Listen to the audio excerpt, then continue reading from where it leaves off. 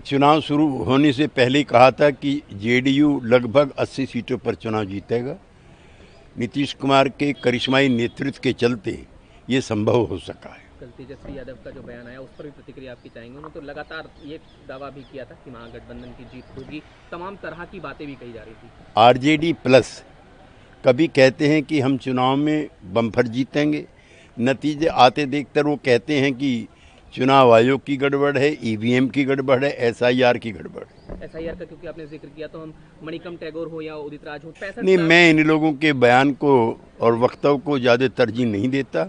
Congress party को अपनी नीतियों में परिवर्तन करना पड़ेगा, वरना यही नतीजे हर बार देखने और सुनने को मिलेंगे। आरजेडी की बात करें तो चाहे नेपाल बना देंगे, श्रीलंका जैसी बात, बांग्लादेश। श्री जो एमएलसी हैं आरजेडी के, उनका पड़ोसी देश जो है नेपाल है, और उनको पता होना चाहिए कि सत्ता पक्ष के साथ साथ जो विपक्ष के नेता थे उनके भी घर जलाए गए थे, उनके भी घर लूटे गए थे। जी, श्रेय किसके, वही सवाल मेरा है। कार्यकर्ताओं को श्रेय है, जो पांचों पार्टी के कार्यकर्ताओं ने मेहनत की।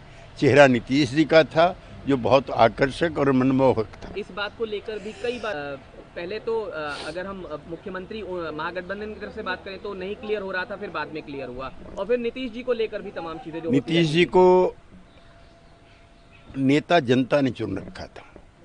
ये 2004-05 के चुनाव में उनको जनता ने चुना था, और वो जनता के निर्वाचित नेता हैं और उनके दिलों में हैं। ये इन चुनाव के नतीजों ने साबित किया। और भविष्य का बंगाल पर भी जाहिर है इसको लेकर किस तरह का जो चीजें रहने वाली हैं, इस नतीजे के बाद किस तरह से देखते हैं। बंगाल में भी कड़ा मुकाबला होगा।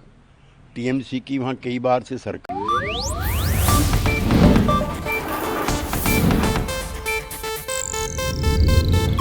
ಇದು ಏಷ್ಯಾನೆಟ್ ನ್ಯೂಸ್ ನೆಟ್ವರ್ಕ್ ಪ್ರಸ್ತುತಿ।